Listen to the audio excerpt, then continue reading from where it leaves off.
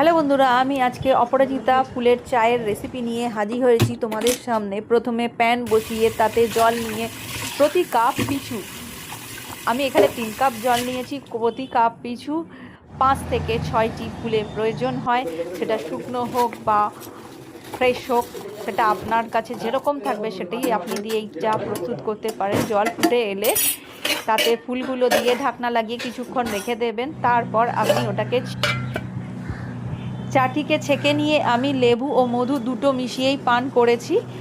এতে আপনি লেবুও দিয়ে পান করতে পারেন বা মধু দিয়েও পান করতে পারেন, কিছু না দিলেও আপনি পান করতে পারেন। এই চায়ে অনেক ঔষধীয় গুণ আছে। এই চা খেলে সুগার কন্ট্রোল হয়, কোষ্ঠকাঠিন্য দূর হয়, আরও অন্যান্য ঔষধি গুণ আছে। এই চায়ের বেনিফিট অনেক কিছুই আছে।